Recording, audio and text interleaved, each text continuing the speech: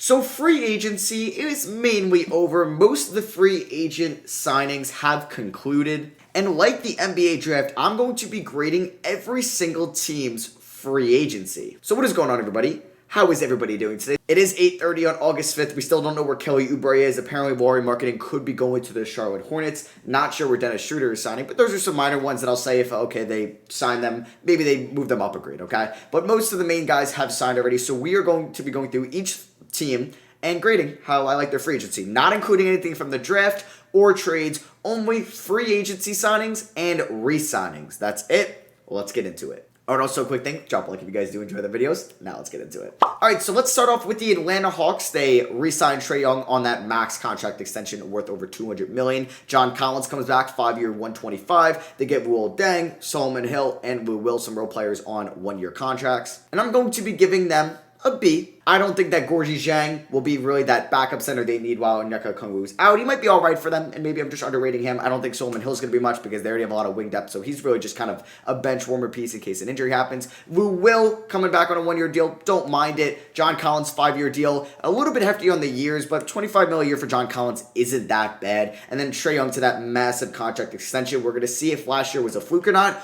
or is this team for real? They can go back to the conference finals next season. I'm giving it a B. Nothing crazy outlandish that I loved. Nothing that I hated at all, so B is a solid grade. Boston, they are getting a C for me. The only signing at this moment is Enes Kanter coming back on a 1-year deal. He last played there, I believe, in 2020. And yeah, they didn't do a lot when they have a kind of a big need at the point guard position. Maybe somebody that can defend as well, because I don't know if they're going to roll with Marcus Smart. I don't know if Peyton Pritchard's going to start there at the 1, because I don't think it's going to be Carson Edwards. And I know Boston is looking towards 2022 free agency with the max slot available to go after maybe like a Bradley Beal, etc. But during this free agency, when you have some needs and everybody around you in the Eastern Conference got better in free agency, like even Atlanta, Miami, Chicago, New York, even Charlotte, Indiana, these teams got better while you only added Enes Kanter. It's a C for me. The Brooklyn Nets had a very good free agency. I'm giving it an A- because we know that they're paying Kevin Durant, James Harden, Kyrie Irving all this money. They didn't have a lot of cap space to begin with, but getting Blake Griffin back on a 1-year minimum deal, love that. Patty Mills, that's one of my favorite free agency signings, getting him on a 2-year deal. Bruce Brown coming back on a 1-year deal, and James Johnson. I thought the Nets did a really good job this free agency, and they're going to go into next season pretty much as the most talented team and the NBA Finals favorite in the preseason. Charlotte is next. Now, they might get Lauri Markkanen, and I would increase this by a grade, but they signed Ish Smith to a 1-year deal. They were able to do a sign-and-trade with Devontae Graham, which I loved because the Pelicans, we'll get to them in a little bit,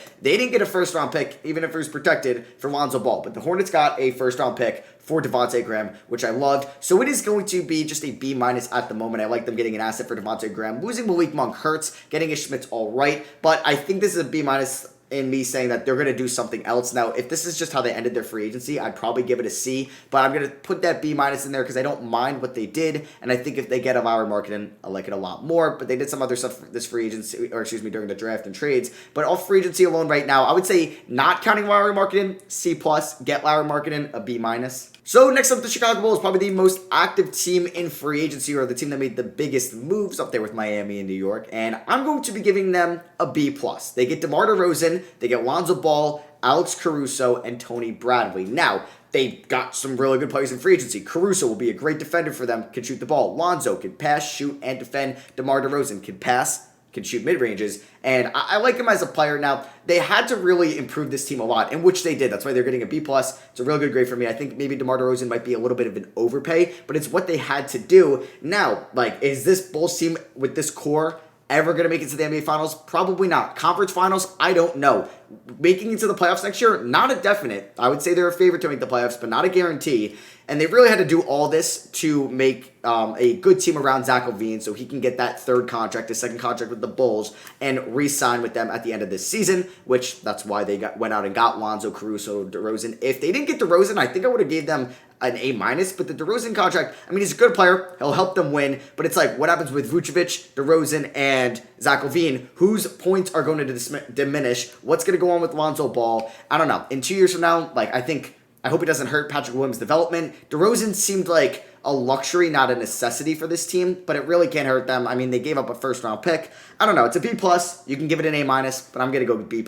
The Cleveland Cavaliers, they went out and got Jared Allen to a 5-year extension. I'm giving this a C at the moment. Now, they could go out and get like a Josh Hart. I know they've been rumored in. But Jared Allen, like, I'm not saying I hate this signing at all, because 20 mil a year for a big man, it's an interesting deal nonetheless. But the only thing I'm worried about is, I mentioned this before, what happens if we're halfway through the season and Jared Allen and Evan Mobley are not working out? Because Evan Mobley and his development is a top priority for Cleveland. He's the guy on the team that probably has the most star potential, and you really got to build this team kind of around Evan Mobley. So what if they're not working out? You got Jared Allen for 4 more years and $80 million more. You still have Kevin Love there. I don't know. I just kind of wish maybe they did 4 years, with that 4th year being a non-guarantee. I don't know if Allen would have accepted that, because they could have just matched anything else. So I don't know. Maybe he probably would have got a deal from like OKC or maybe Sacramento or San Antonio.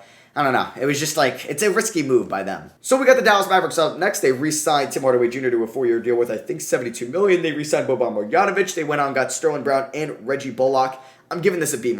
I really like the Tim Hardaway Jr. pickup. I think it was worth it. Boban gives you another depth big man. Sterling Brown, fine with that. Reggie Bullock is an interesting one. Now, I know you lost Seth Curry. I mean, you didn't lose him. You traded him away last offseason, and it really showed how much they missed Seth Curry throughout this year in his shooting. So they went out, they got Reggie Bullock. I've just been saying this for the last 2 years. Luka Doncic is going to be the best player in the league one day, and he's like top 6 already, and we know how good Luka is. I don't need to go into it. While he was still on his rookie contract, now he hasn't signed that new one yet because he's been in the Olympics, so he probably hasn't been able to sit down. I mean, it's really just give me the max and let's move on. But I wish they went out and got like that really good number 2. Kristaps is there, but I'm talking about even if it was DeRozan. Now, I know it was unfortunate that like Bradley Beal wasn't in this offseason. They couldn't land a Kyle Lowry. I don't know, though. It's just you're really settling this team. You got Luka, and then you got Hardaway, Bullock, and Kristaps, Powell, Kleba. I don't know. There's definitely a trade that could happen. I've heard some Goran Dragic rumors, which could definitely happen, and I would like that for them. I'm just giving it a B- because I like Hardaway. Bullock, I mean, you get him some shooting, but I just wish they went out and got that number 2 while they had that max slot available, because Luka wasn't getting paid that $40 million yet, which he will any day now since they lost the Olympics. Yeah, it'll happen within the next week probably. Denver went out. They re-signed Austin Rivers. They re-signed Will Barton. They re-signed JaMychal Green, and they got Jeff Green. Now all they needed is Javonte Green, but I'm going to give this offseason for the Denver Nuggets a B+. They really couldn't do a lot cap flexibility-wise because they have Jamal Murray making a lot of money, Jokic, Aaron Gordon. They're going to have to pay Michael Porter Jr. very soon. We'll see what happens with Paul Millsap, but I think I like the minimum deal for Austin Rivers, can provide them some shooting depth.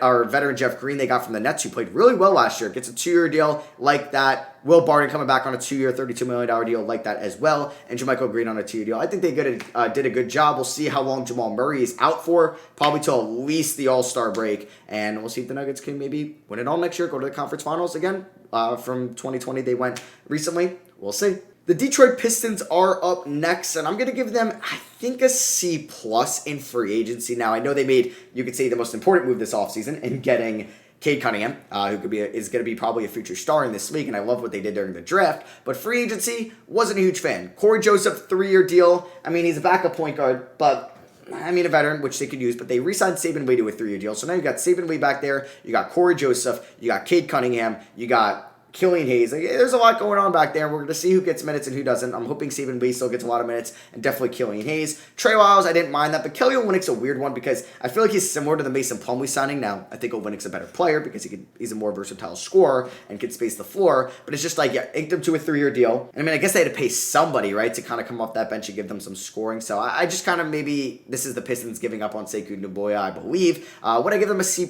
I might up it to a B-. Yeah, I'm going to actually change it. I'm talking myself into it. The Olympic signing's not as bad as I think. I don't know. Maybe I wish they used their cap space elsewhere. The Golden State Warriors are up next. I'm going to give them an A-. They re-signed Steph Curry to a 4-year extension worth over $200 million. This is his second contract worth over $200 million. I know. It's absurd, right? And I really love the Otto Porter Jr., the Nemanja Bjelica 1-year deals, especially the Otto Porter one, and Bjelica, if he's still good at a spot-up shooter. Love that. They didn't go out and get Nicholas Batum because he went to the Clippers. Would have loved that even more for them. But if they get Iguodala, I think it's a good offseason for the Warriors who are trying to contend next year. The Houston Rockets in free agency are getting a B-, I think, similar to the Pistons here, where they went out and got Daniel Tice in a sign and trade, and I believe the Tice deal is for 4 years. I don't know. I'm not getting Omar Ashiq vibes, but I feel like by year 2 of that, we're going to be like, they got Daniel Tice for another 2.5 more years. I don't know if I like that a lot for them. David Nwaba to a 3-year deal. I guess it's a low risk, maybe potential medium reward signing there. They didn't really have a lot of cap space because they were allocating a lot to John Wall and Eric Gordon, who I wish they kind of went out and moved, which still could happen. But I don't know. I kind of wish the Rockets went maybe some more youth and they got maybe or took a chance on a young guy like a Zach Collins, someone like that. Indiana Pacers, they went out and they got re-signed TJ McConnell to a 4-year deal. Like that a lot. Torrey Craig to a 2-year deal. All right. And Kiefer Sykes to, I believe, a 2-way contract, or yeah, I think a 2-way. But I'm giving them a B-. I like the TJ McConnell re-signing. He's a really good backup point guard, one of the best in the league on a 4-year deal. 4 years seemed like a little bit much, but hey, it's fine. Torrey Craig's all right. Sykes, I think that's, or I'll just call him Kiefer. I don't know if he'll ever even play for them, but the Pacers, I mean, that's what they did in free agency. We're going to see a fully healthy TJ Warren next year, fully healthy Karis LeVert, Turner, Sabonis, Brogdon. They're going to try to make the playoffs again. Now I think they're going to be better next year. Did they get much better in the free agency period? No, not really. Nicholas Batum returns to the Clippers on a 2-year deal. I'm going to give this grade a B+. I love that, especially on a 2-year deal. I'm going to assume they're going to get back Reggie Jackson. At least I hope so. I know they were trying to get on the phone with DeMar DeRozan. That would have been some sign and trade, probably involving like Beverly and Morris and something like that, or Kennard maybe and Morris, and maybe a future pick or Mann or Keon Johnson, which would have been nice for them trying to win it all down the line. But yeah, I'd give that grade a B+. I think they're going to bring back Reggie Jackson. Now, saying like back on like Dallas, if they get Kelly Oubre, whoever gets Kelly Oubre and Dennis Schroeder, you can up their grade by like a half letter, like an A to an A+, B+ to an A-, unless it's like a terrible contract. But yeah, Clippers, B+. All right, next up we have the LA Lakers. I'm giving them an A-. Yeah, they did a lot this free agency. We know they went out and got Russell Westbrook, so they really only had very few guys under contract, like AD, Russ, LeBron. They went out, got Melo on a 1-year minimum. Love that. Howard's returning. Don't mind that. Ariza, not as good as people think anymore. He's lost a lot of steps on the defensive end. Not what he once was in Houston. Malik Monk, love that signing. He did a bet on himself. Yeah, bet on yourself here. Like, that's amazing for LA. Wayne Ellington gives you some shooting. Don't mind that. Bazemore, don't think he'll really be much. But Kendrick Nunn, don't mind that 2-year deal. Another ball handler off the bench. And then Taylor Horton-Tucker on a 3-year deal. Now, I do think Taylor Horton-Tucker is a little bit overpaid. But hey, you brought him back. It's more depth. The Lakers, they're probably going to be the consensus number 2 next year. A little bit behind the Nets, probably in the preseason odds of winning it all. We have the Memphis Grizzlies up next, who are pretty much the only team here that didn't sign anyone according to NBA.com. There could be somebody in there that I'm missing, like maybe there was like a 10-day, or did they get the guy that hit that game-winning half-court shot? I don't know. But yeah, either way, I'm going to give them a C. Like, they didn't mess up at all and overpay for anybody, but they didn't get anybody to improve their team. I guess we give that as the most average grade ever, a C. The Miami Heat are up next, and I'm going to give them an A+. Yeah, they're my favorite team from the 2021 free agency class. They went out, got Kyle Lowry in a 3 for $90 million sign and trade. We know Dragic is in it. Not sure if Ochoa is or not. I think he is. They re-signed Jimmy Butler on a max extension. They had to do that. Got Duncan Robinson back for 5 years. Love the PJ Tucker pickup. Love the Victor Oladipo 1-year deal. Hopefully, this will allow them to have his bird rights next year, so they can go over the cap for him in 2022. Vincent, Struss, Dedmon, and Morris basically on 1-year deals. Vincent is, I believe, on a 2. Maybe Max is as well. But yeah, I think that he did a really good job this offseason. I think they're probably the consensus 4 team, or a 4th team in the East going into the regular season behind Nets, Bucks, and then slightly behind the Sixers because they were the 1 seed last year. But I think the Heat, hey, they get a playoff run where they're fully healthy and there's injuries and stuff, and I don't know. They could win it all next year, definitely. Is it going to be tough? Yeah. Are they the favorites? Hell no, but they could do it. Milwaukee Bucks are up next. I'm going to be giving them a B. They lost Bryn Forbes. They lost PJ Tucker. Both will hurt, but they got Bobby Portis. They got Semi Ojeleye, they re-signed Bobby Portis. They got George Hill back. They got Rodney Hood. I liked what they did. It sucks they lost PJ Tucker, but I don't mind maybe Semi Ojeleye, defender coming off the bench. I know he really won't play much in the playoffs. George Hill, I like that. He's a veteran. They got back Bobby Portis on a fairly team-friendly deal, and Rodney Hood can create his own shot if he stays healthy. Also, as I'm recording this, apparently Iguodala has narrowed his 3 teams to Warriors, Nets, and Heat. I mean, if he goes to the Heat, I love their offseason even more. Warriors, like I said, I would like that a lot for them, and Nets, jeez. Minnesota, they haven't reportedly signed anybody yet, according to NBA.com. Now, they might have gotten a minor guy here and there, but giving them the same grade as the Grizzlies, a C. They didn't do anything to mess up their team. They didn't do anything to improve their team. That's average for me. Next up, we have the New Orleans Pelicans. I'm going to give them a C-. Not very pleased with their free agency. They did so well before it. I love Trey Murphy. I really like that trade, getting Jonas Valanciunas and getting off the Adams contract and the Eric Bledsoe contract. But yeah, let's start off with them getting Thomas Satoransky, Garrett Temple, and I think a 2nd-round pick in exchange for Lonzo Ball in a sign trade. You know Lonzo Ball was restricted, right? Why didn't you just match that? You gave up a 1st-round pick and acquired Devontae Graham, who's going to make like 12 mil a year. Lonzo's making what, 20 mil? It's 8 million more, which you're basically paying in Satoransky and Garrett Temple. Mind-blowing to me that they did that. I really didn't agree with that at all. I thought Lonzo Ball was kind of like perfect because you want to go all in on Zion, obviously, and Brandon Ingram is the number 2. Lonzo Ball is a perfect facilitator, a perfect playmaker. Now, Graham's not a bad playmaker at all. He can facilitate kind of high basketball IQ, or at least as of 1, but actually, no, I kind of take that back. He's not a great field goal percentage guy. He could shoot threes. I just like Lonzo Ball a lot more for that team. I'm just not happy with what they did, because it's not like, oh, Lonzo didn't want to come back. They could have matched that 4-year deal, and he would have had to came back. Okay, now if there's a report that comes out down the line that Lonzo would have sat out until he got traded, fine. But there isn't a report there yet. I did not like what the Pelicans did this offseason because, hey, in the Western Conference, you have both LA teams, Denver, Dallas, Phoenix, Golden State, Utah, Portland, Memphis. It's going to be tough for the Pelicans to make the playoffs next year. Next up, we have my New York Knicks. I'm going to be giving them, it's either a B plus or a B. I'm going to go the B route.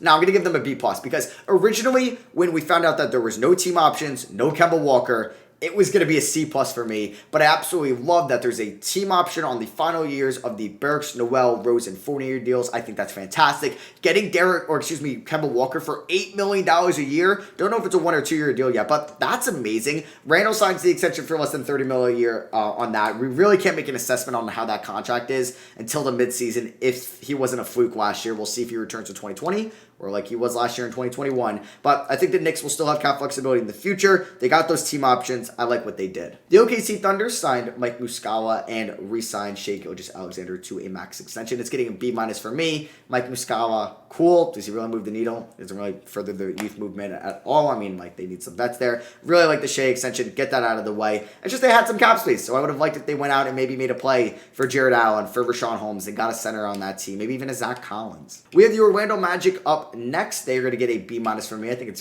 Mo Wagner's a good player, and it's cool that he's going to be playing with Franz. Robin Lopez is just another veteran center, but if it takes away from Mo Bamba's minutes, then I don't like it. But yeah, they didn't do a lot to this team, but did enough where I'd give it a B-. The Philadelphia 76ers are up next. I'm giving them a B. Danny Green coming back in a 2-year deal like that. Resign Korkmaz, get Georges Niang, the minivan. I like that pickup for them. So it's really here at Andre Drummond and replacing Dwight Howard with Andre Drummond. Pretty much the same players in my opinion. So I don't think the Sixers got worse at all. Now we're going to see what happens with Ben Simmons. Apparently that is just completely done in Philadelphia. So I give it a B. Like Green coming back, like the Niang pickup. Don't mind the Howard for Drummond swap. Phoenix Suns are up next. I'm going to give the Phoenix Suns a B+. They re-signed Chris Paul to a 4-year deal. Apparently that last year is a partial guarantee. So good on them. Campaign returning for less money per year than Taylor Horton-Tucker. Yeah, great job there. Phoenix getting him, I think, for 3 for 18. JaVale McGee, they're going to need another big man now that Sarge is out for the year. Nader, cool pickup. Yeah, I like what Phoenix did this offseason. They're going to be back in the thick of things next year. The Portland Trailblazers, they're a weird one. I'm giving them a C+.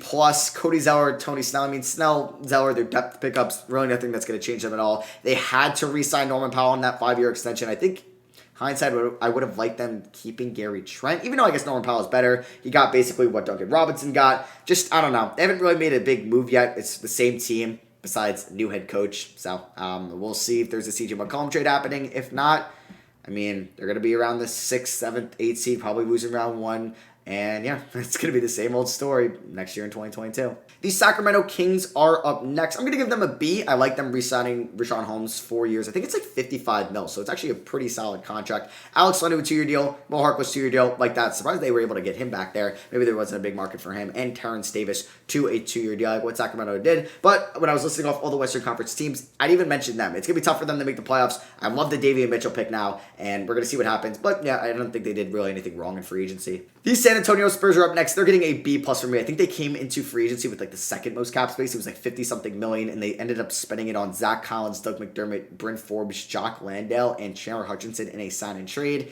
Not a fan of that at all. Really not. Because what are they? Are they rebuilding now that DeRozan's gone? Or are they just trying to be the 12th, 10th, now really the 8th or 9th seed, or 9th or 10th seed, always miss out on the playoffs, be in the play-in tournament where you're picking 12 every year? I don't like that a lot. I don't really feel like the Doug McDermott contract was worth it. I don't mind Zach Collins trying to see if he could rebuild his career there, and he can maybe be that power forward center going forward. We'll see if there's another move coming in San Antonio, but I didn't like their free agency. The Toronto Raptors are up next. I'm giving them a B. Getting back Masai Ujiri is part of that. Sam Decker, Cool. We'll see what happens there. They were able to get something of value for Kyle Lowry, especially if they get Precious Achiuwa. I like that a lot for them. Gary Trent Jr., lock him up on a 3-year deal until he's like 25. Fan of that. Dragic, we'll see if they were able to flip him for assets as well. Like I said, I gave it a B. Don't mind it. Second to last team here is the Utah Jazz. They get Mike Conley back on a 3-year deal. Rudy Gay on a 2-year deal. Love that. Whiteside, cool. And Eric Pascal in a trade for, I believe, a second-round pick. I thought was low-risk, high-reward trade. And I liked what the Jazz did this offseason. I'm actually giving them